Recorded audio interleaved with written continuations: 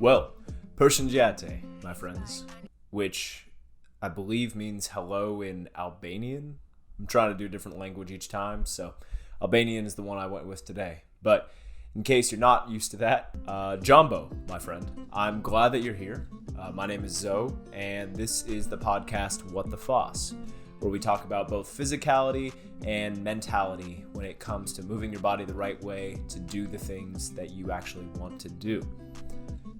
Last weekend, I was moving my body by running, and when I was doing this, I was sweating, I was suffering through it. It was longer miles for that day, and when I was doing this, I was running thankfully with a couple other people, and they kept me going on the right pace. One of those people who I was running with was a newer running friend of mine, and he talked about how while his fitness was going well, that his brother was not doing so well with his fitness. And the main reason that he talked about was because of a work-life balance. And I've heard this term plenty of times before, as I'm sure you have. And the big thing about it was that he talked about that he didn't really find that he had the time to work out, or he couldn't really structure that time to work out. So I wanted to address that guy today, and if that guy is you, then understandable. If it's somebody who you know, then you're more than welcome to share this episode with a friend in case it might help them out if they're trying to find that balance between working out and living the rest of their life. So with more of this workout-life balance, I wanted to explain what I mean by that in the workout sense, or even in the workout space. So I've been on both sides of this before, where I've either been 100% into the working out side and neglected everything else in my life, or I've been on the side where I neglected working out so much because I was too busy for anything else.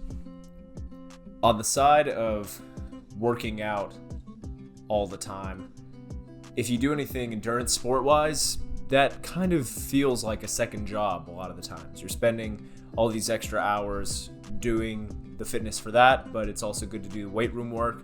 It's also good to get that stretching work when all you want to do is just sit down and not do a thing. And it gets exhausting, but sometimes people don't really find that balance where they do a bunch of workout stuff all the time and they don't make time for other people.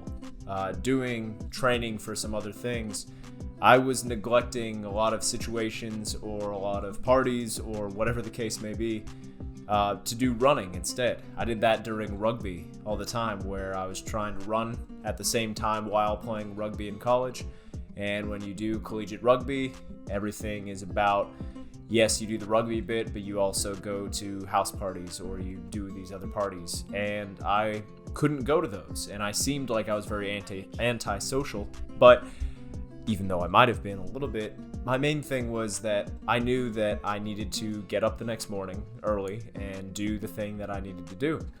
And regardless of creating relationships with friends and creating those bonds with people, for me at that point in time, running was more important. And do I regret some of that? I mean, sure, I do. I could have been closer with some of the other teammates, but otherwise, at that point in time, I thought that was the right decision. And so sometimes you can have too much workout time where you're doing all this stuff where you're not really enjoying the rest of your life. But other times, you can feel like everything else in your life is so chaotic and so obnoxious that you don't have time to do anything workout-wise. And I would completely go against that. Mainly for the reason that if something is important enough for you, you'll make the time for it. And we're going to talk about kind of both of these today, but the main thing I wanted to talk about, since I've been on both sides of this area, is the kind of things that help me now find that balance of that workout-life balance. And some of the key points we're going to talk about is workout efficiency. The second bit we're going to talk about is scheduling around your fitness and around your exercise. And the third bit is kind of finding that balance between the two that benefits your physical and your mental health the most. So let's get into that first bit, which is workout efficiency. The reason that you want your workouts to be super efficient is because you have other things you want to do. You want to make sure you do well at your job. You want to make sure that you spend time with your kids if you have any. I do not. I have a dog named Ona. She's basically my kid, but I know that it is not the same thing. But I want to spend time with my dog or my girlfriend or my family, and I want to make sure that I do the most efficient workouts that I can for my goals. So the first bit is realistic timing. Make sure that whatever timing you leave a little bit extra space if you can on each side of it. Even if you think it's going to take a perfect hour, try to leave the 15 minutes or 10 minutes on each side if you put it in your schedule, just to make sure that you're not always feeling rushed to do everything all the time. That can take away from the proper things of warming up, or if you need to do some extra stretches or kind of more specific, kind of isolated work on certain muscle groups, it can take away from that. And if you're neglecting those things, that can lead you further to injury, which takes you out of working out completely. The second bit is setting boundaries. Guys, if you're working out or you're in the gym and between every single set or while you're even doing the workout itself, you're on your phone, you need to leave the gym, because you're not really at the gym. You're not really focusing on the thing that you actually need to do or that's going to bring you benefit. If you have these other distractions while you're there or feel like you always have to take calls, you're not going to get the most out of your workout. Set boundaries. Tell people, hey, I'm not available for the next hour because you're in a meeting, if you want to say that, just so they don't bother you with phone calls or anything like that, but they also don't feel like that you're ignoring them. Third and final bit would be exercise techniques. So thinking about if you're wanting to make your workouts more efficient, obviously looking into high intensity interval training, a lot of people do that to get the higher intensity out of that amount of time. If that's not more what you want to do, focus more on your compound movements. These are total body movements, lifts, things like that. That'll make you the most efficient. Common ones would be squats, deadlifts, bench press or push-ups, pull-ups, things that tend to use a lot of different muscle groups at the same time that you're doing the exercise. Getting that, isolating those weak areas, and also working on some HIIT training every now and then, that'll bring you the most workout efficiency that you can. But what about when you're not working out? What about the time that you're trying to schedule in around the fitness?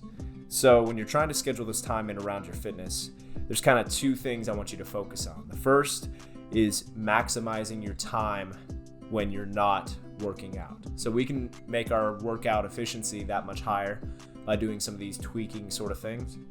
Doing the same thing with our other time of the day can be important as well. If you have some extra project you need to focus on, or you have times with your kids or your dog or your family, if people that you know from your work or something else are going to contact you at that time, just let them know that you might not be around your phone. Set your phone aside somewhere, go outside, do the thing that you do, and just be in the moment of what you're doing. And the other bit that goes along with that is minimizing your distractions. You know, I think it's great when you can have some time to mess around on your phone, be kind of mindless. I think there's some time where that's important and that's good. But if you can't control when that time is, then you're not the one in control. That device or that thing is controlling you. So think about that when you're thinking about minimizing your distractions. I have an episode a couple episodes back about setting up your environment. If you want more about that, I highly suggest you look at that episode for more things about that. The third bit is, how are we going to balance the two, right? So how are we going to balance this bit of the workout and the rest of your life to be the best both physically and mentally? The biggest bit is to remember that no matter how much you love fitness, fitness should not be an obsession. I believe that fitness should be a passion. If it is something that you find that you enjoy to do, or you find that activity that keeps you physical that you love to do, you can have a passion for it, which means you love it, but you also know that some time away from it will make you love it even more, which helps you focus when you're in the activity, but also helps you dial that focus towards other things when you're outside of it. If you have an obsession, that's where it takes over your life. That's where people are basically drawn away from you, and where all you have is that thing because you're so obsessed with it. You know, I had a coach that I met one time, and I thought he was a cool guy. I thought that he was somebody who he had the ideal job that I wanted. He worked with football players at the time, and he worked for a college, and I thought, wow, he has a really cool setup. He works with a bunch of these guys. He's made great developments over time. And then I learned that he gave up so much for the job and put so much time into the job and put so many hours into the job that was the reason that his wife left him and took his kids, and that he didn't really talk to family anymore, and it encompassed his life.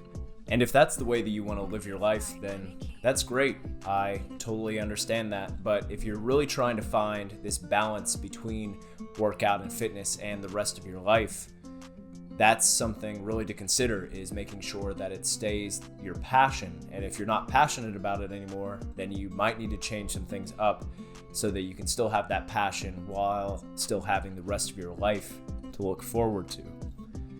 The other bit is to have some time where you're mentally silent. Now, this is a bit more on the mentality of things, but if you think about where your life is right now, you might be listening to this in the car. You might be having conversations while this is happening. You might be going from this to listening to music or playing on your phone or doing something else. How many times in the day can you really think where there isn't any sound, where you're not listening to music, you don't have a TV on, or a speaker isn't blaring music, or whatever the case, that you don't have any distractions whatsoever and you're just silent? I think that's something key that I've been adding back into my life, of having times where things are completely silent, just to be alone with my thoughts. And that's really helped me mentally, because when I think about things, my mind isn't that cluttered. I can think about things more creatively, and I can also focus on the things that I need to focus on when I am doing those activities.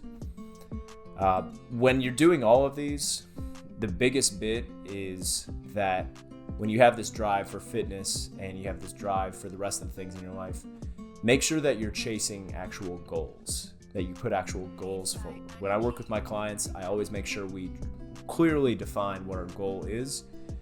And you also want to make sure that you're not just looking for the approval of others. That's a big issue as well, because if you're just going off of others' approval, you're going to be disappointed. You're not going to do the thing that you're passionate about, and you're going to go after these arbitrary goals that won't actually get you to where you want to be. When we think about this workout-life balance, you need to think about the workout efficiency, you need to think about the efficiency outside of the workout, and you need to think about this balance for the best bet for your physicality, but also for your mentality. The last thing I want you to remember from this is you want to strive for a realistic balance. There is no perfect balance of this. I can't give you the exact hours that you can put into each thing to make this work. What I can tell you is that through trial and error, it can become more realistic to have some balance in your life, to find some time to be more efficient, but find some time to be nice and peaceful, and to have some time to work out, no matter if you have kids or you have family issues or you have something going on, because your situation isn't as unique as you think. Everybody at some point has been in a situation similar to yours, and they found a way around it. So do the same for you, and I hope that this helps. Again, I thank you for your time. I thank you for listening in. If you feel like somebody might benefit from this, go ahead and share it their way. And let me know what you thought by messaging me through all different types of social media. I'm at the Coach Zoe you know, or at Foss Movement Training, most places, and you can also check that same website, fossmovementtraining.com. Otherwise, my friend, take chances, make mistakes, and always ask questions. We'll speak soon.